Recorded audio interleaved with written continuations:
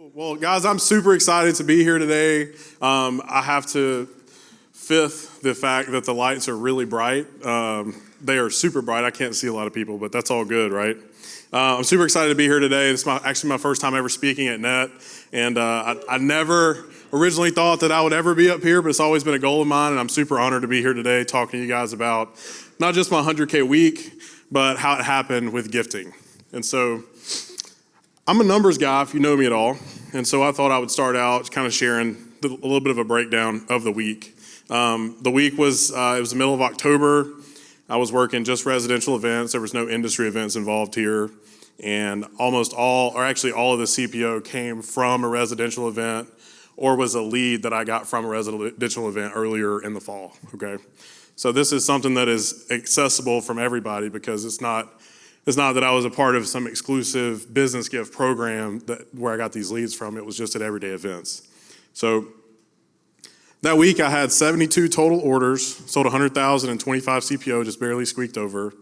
And from the engraved gifting side, business gifts, CGC gifts, I actually closed just over 59 grand that week, either at the booth or over the phone from previous leads that I had gotten at events that fall.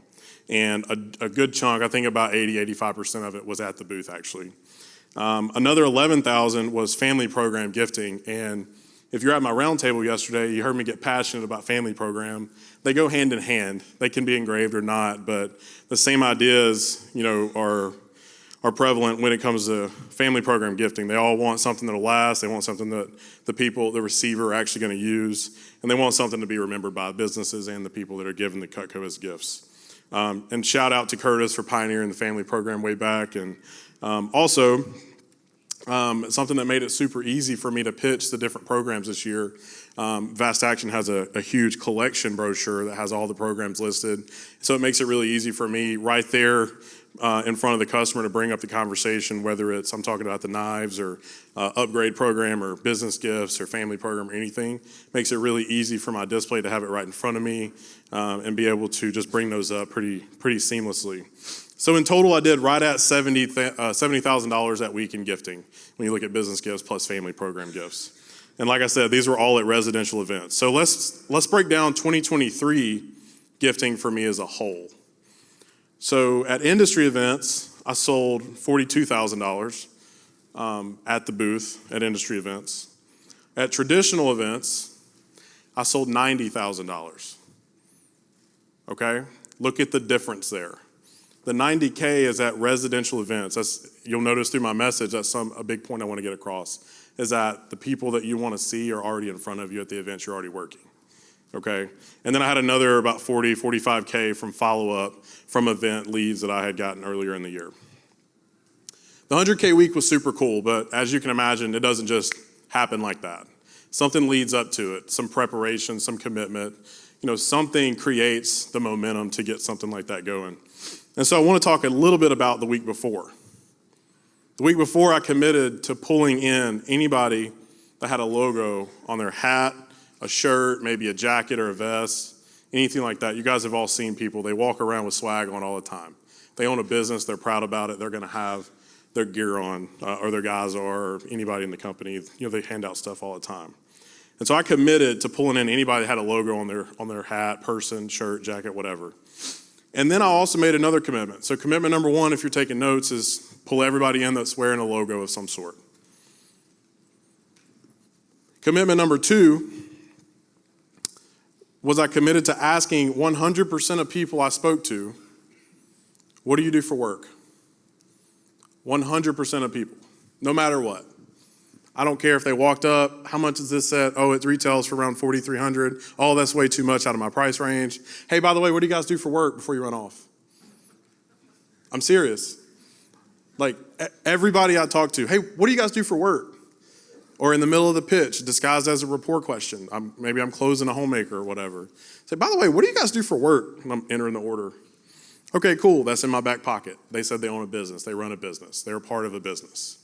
Right, it's in my back pocket. After I finish up this order, get the card, then maybe I can bring that up. So I got committed to asking 100% of people what they do for work. To tell you a little bit of a story, the week before the 100K week, I was working at the Tulsa State Fair. It was only my second time ever working the event. And then I got put in the gauntlet. I got put in booth 1 with Josh and Carlton. And it was the Josh train and the Carlton train the whole time. And so something that, again, I committed to was calling out all these people if they had a logo on, bringing up business gifts with everybody, because that was one way that I knew for sure I could add another $1,000 plus package to my arsenal for that week so I could keep up with the other two guys. And Josh and Carlton several times commented and reassured me that I was doing it right. They kept saying, man, you just plucked that guy with the fish logo on his hat from 30 feet away. You just like snatched him and pulled him into the booth. And so a way I might do that is, just a nice wave, and it's just like, hey, sir, what's that on your hat? And I'll just wave above. I'm not wearing a hat, but I would just wave above, like, what's that on your hat? Yeah, come here. And just like wave them down, and they'll just come over and say, what are you talking about? And then I would just pitch business gifts right off the get, right? Like they may be 10, 20, 30 feet away, and if you make eye contact, you can do something like that. Or, hey, is that your logo? Like pick your shirt up or something. Is that, your logo? And they're like, what? I can't hear you. And they walk over. Now you've got a potential business gift pitch, right? And they just kept commenting on how I was just being so aggressive with that and pulling everybody in. And I was closing orders. I didn't close a bunch. That week I closed 4 orders that were business gifts, ranging from as small as $300 all the way up to $4K. But it added a lot. I think I added about 9 or 10K to my sales that week just from pulling in business gift customers. I also, because I was really focused on selling business gifts, on the ROR side of things, I know the comment's been made a couple times, I was pitching everybody business gifts. If you talk to one of your colleagues' customers, ask them about business gifts. The other person may not have told them about it, or maybe they already do business gifts with this person. And I had, in the series of an hour, I had 2 of Bert's customers walk up to me, back-to-back turns, that had already done business gifts before. And I was there. Hey, what do you do? What do you guys do? You do business gifts with Bert? Actually, we have done it before, and we're thinking about it. One customer was like really thinking about it. The other one's like, eh. And I closed 2 10K orders for Bert back to back because I was in the zone. Yeah. Because I was in the zone looking for those things, asking the right questions, and doing what needed to be done to get those orders closed at the booth. And I'm saying that because we should all be doing that with every single person, especially your teammates. That's the quickest way for the whole team to get excited and build the culture, is by helping each other sell each other's business gifts. Like, that's amazing. I love selling business gifts for a teammate that maybe they're not super confident in the pitch, and I can get them a business gift customer that's now trained to buy gifts from them every year. Maybe that's their gateway, right? I also want to bring up a story about Carlton. So Carlton, I asked him in this week before, hey, like, do you even sell business gifts? He's like, man, I have a couple before, but not really. I said, why is that? And he said, I just don't know how to pitch it. Like, anytime I bring it up, I just get shot down, or I just don't know where to go with it. So I encouraged him, hey, just start taking your shots, man. Like, I didn't get as good as I am. Like, I didn't just drop in and I was good at pitching gifts. I had a lot of failures. I had a lot of unsuccessful pitches trying to figure this out along the way. I started selling business gifts in July of 2021. And here we are in 2024, and I'm just now starting to come on the scene and sell a lot of Cutco as far as the gifting goes. So it's a long process. It's not something you're going to get good at quick. And you have to understand that about yourself and understand that about the gifting. Like, Matt Graves he wasn't just born into selling ultimates, right? Like, it took some time to develop that skill set and master it. So this is something that the sooner you start, the quicker you're going to get good at it, and just take more shots. You'll figure it out along the way and as the program develops. Carlton started pitching the gifts. We're in the booth together. He'd come back, and I say, how'd it go? And he's like, yeah, he kind of laughed at me. And I said, okay, cool, next person. Who cares, bro? And he's like, well, what do you do when that happens? I don't care. It's next customer's up. Like, it's all good, man. Don't focus on the one customer that maybe the gifting wasn't something they would do. I talk to the people that, they're like, well, we spend like $20, $25, we buy them a hat or whatever. Hey, would you be open to spending a little bit more money if it was a little more impactful for your clients, the people you're giving them to? No, not really. Okay, great. Have a good day. Next person. Like, it's all good. We know that. We're not going to sell to everybody, so don't get discouraged if you pitch it to somebody and it doesn't land. That's okay. Happens to everybody. Carlton kept kept being consistent, kept pitching it, made that commitment. And over the course of the next couple of weeks, that fair and the next fair, he kept coming to me. He'd be like, dude, I sold a 3K order. Dude, I sold 10 spreaders. I sold this, I sold that. And now he's consistently closing business gifts at the booth, or at least getting good leads from them. All because he just started taking his shot, right? And I'm not saying he's great at it right now, but he's doing the actions, he's having the conversations, and if you shoot enough shots, you're gonna make a few, right? So shout out to Carlton, man. I had to put you in the story, man. I feel like everybody could relate to that. Now let's talk about the week of.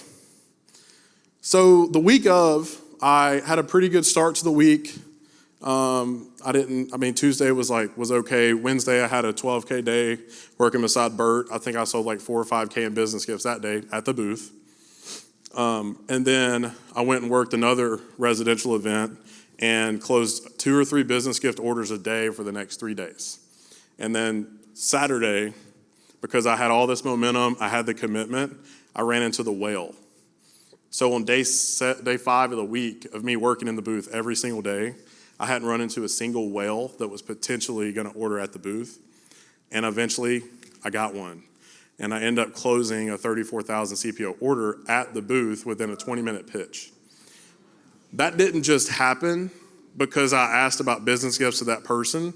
It happened because for the previous 2 or 3 weeks leading up to it, I had gotten the discipline and commitment to asking those questions and really sharpening my axe so that when the right person came, I wasn't just like, I haven't pitched this in a while, I don't know what to do. I've been doing it day in and day out, taking my shot. And so when it came, it was just, I'm not gonna say it was easy, but the right things happened, right questions were answered, and we were able to move forward with the order. When the person's in front of you, you wanna try to be prepared. And so what are some things you can do in the meantime? Something I'm gonna echo a little bit later as well in our panel coming up is, when I started, I wasn't comfortable or confident in even talking about business gifts.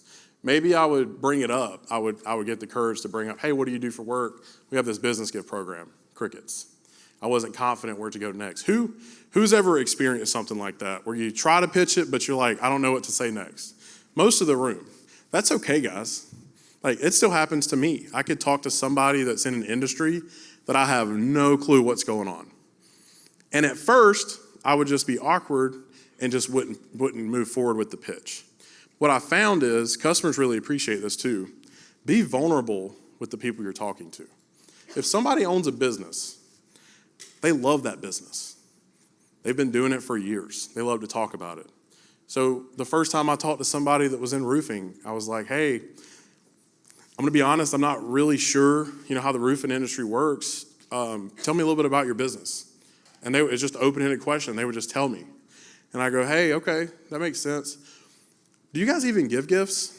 Oh yeah, we give gifts to this person, we do this. Or no, we don't give gifts. Okay, would it make sense for you guys to give gifts maybe? Like if you did, let's say you did give a gift, who would you even give it to? Just asking questions that it's like, I don't even know what they're gonna say, but I'm being vulnerable enough to them that they're like, yeah, this is what we do. This is exactly how our business works. Because they've been doing it for 10, 15, 20 plus years. They know the industry and they're gonna educate you. That's something I picked up from Joseph. He's like, if I don't know, I just ask. Straight up, just ask the questions that you don't know the answers to. And that is a rule I've lived by with not just business gifts, but everything, but it's really, really helps with business gifts. Another nugget to learn or to hear when it comes to prepping for something. Maybe you're like, hey, I want to do the roofing industry. I want to do home building or flooring or windows or heating and air. Do a little bit of research. Hop on Google, Who are the clients in the heating and air industry? Who are the clients in the roofing industry? Figure out where the money flows. Something big I got from Joseph early on was, whatever industry it is, I can sell to them. Because all I have to do is figure out where's the money exchanging hands. Who's the client? Who's the person that's selling the product or service? That's where the gifting can always go, and it can always go to employees. Okay? There are 4 main reasons that people would give a gift. The first one is client retention. I was talking to Justin earlier from Southern Rock Division, and he works with a roofing company. He sells Cutco too, and he wants to make Cutco his big thing. And he said, hey, I want to pitch my company on how the gifting would benefit them. And what I said was, hey man, what do you guys do exactly? Let me just treat you like the business owner real quick. He said, well, we do roofing and windows and siding, and we do kitchen and bath remodels. I'm like, cool. Your company gives the gift. Maybe you did a roofing job and they give a gift after that. And then now you guys have the opportunity to capture the business when they break a window, or when they need a kitchen and bath remodel, or maybe they need, flooring, or maybe they need siding, or whatever the service is. So they can help get business over and over again. They capture it versus that customer that just experienced a great job from whoever that company was. Now they're going on Google to look up the next company. And there's 300 windows companies within 20 miles, right? So it could be client retention. It could be referrals. Referrals is a big thing. That's the big thing with real estate, client retention and referrals. Those are the two bread and butter. The third one is employee appreciation. That one kind of speaks for itself. And then the fourth one, a lot of these companies live and die by their reviews online. And by giving Cutco, it gives them an excuse to go back and put a cherry on top of the job that they just did. They just redid a beautiful bathroom. They just redid their driveway, and it looks amazing. And the Cutco, the gift, the artifact, is the cherry on top. It also gives them an excuse to go back to the client without it just being, I'm coming back to ask for a review. It's like, hey, I've got a gift for you. By the way, how'd you enjoy what we did? Can you leave us a review? QR code. They scan it. They give a review online. So those are the four main reasons for gifts, and that'll help you kind of formulate some of your pitches. And I know these things, those four reasons, and at the booth all week that week and every week, I'm looking for which one of those four would make the most sense for this person based on what they're telling me. And you don't have to get all four. You just got to get one of them, right? Make sure you have samples. We'll go over that in the panel in a second. Make sure you have some business gift samples. They don't have to look awesome. They just got to get the point across. Be confident in asking for the order. It is a lot of money. If you're looking at a 3, 5, 10K plus order, it's a lot of money to you. But they're a business owner. I was super nervous on the inside asking for that. It was like 45K after tax for that big order. I was nervous on the inside. I was dying. Like, oh my God. But on the outside, they were acting confident. I was acting confident. They had 35, vans that rode around, doing installs and stuff on the heat and air side. And I'm like, $7,000 a month is probably not that much money to them. Like the way that their money turns over month after month, that's probably a super small expense for them. And it wasn't like nothing, but it also wasn't a big deal. Like they spend that money on advertising all the time. It was already in the budget. I just got it instead of the billboard company getting it, or instead of the direct mail company getting it. They got Cutco instead. So I've got some final thoughts I want to share. The main point is I always get you work industry events, or, you got this, or you got that. And yeah, I do. I have layers to my business. But the number one thing I wanted to get across today was that no matter what seat you're sitting in, or who you are, or what your career sales are at, the customers that can buy business gifts are already in front of you. You're just not asking the question. I have worked with people too many times, and they're writing up a homemaker, Siggy, Ulti, package deal, kitchen. They get excited. They write it up. Customer leaves. I'm like, hey, what'd they do for work? I don't know. I'm like, dude, they're already spending money with you. And you didn't even take the 2 seconds to say, what do you do for work? And that's just a huge opportunity lost. Obviously, you can reach out to them later, but it's nice to know those things in the moment. That leads me to the TGP thing, the TGP way of doing things, which is every package, every program, every time. Yep. You got to do it. You got to be disciplined enough to do that. Show them everything every time. Understand that the what do you do for work question, some reps think it's awkward to ask that question. It's disguised as a rapport question. So if it doesn't land, if they're like, oh, I do this, they're a teacher maybe, and it's like, well, they don't own a business. There's not really a pitch here. It's like, okay, cool. How long you been a teacher? You enjoy it? Awesome. Move on to the next thing. Like it's disguised in your pitch as a rapport question, so it's never awkward. The traditional events biz CPO was more than double what my industry event CPO was. The next thought is don't get lost on big companies. Everybody always talks about the sexy 50K, 100K order, and those are really sexy. I gotta tell you, I would love to have one. But who is our target market for the most part? It's gonna be small businesses. Why? Because the decision maker is probably in front of you. There's not a huge chain of command or a board of directors maybe. Like the person in front of you runs the company, you're talking to them, and you have the potential to close them on the spot because that is the decision maker. That is our target market. Remember that, yes, business gift orders can be big, but it's really nice to have another 1K CPO package in your arsenal that you can just pop off at any moment. It's just like selling a flatware chest or a set of cookware or a knife set. 1K orders are cool. I sell a lot of $200, $300, $500 business gift orders, okay? And then my last thing I want to leave you with is you don't have to be perfect. Don't get caught up in being perfect. You just want to get caught up in starting. That's what you really want to focus on. Start, be unsuccessful with your pitches, figure out what happened, have conversations with your colleagues, and let's all figure this business gift opportunity out together. Thanks, guys.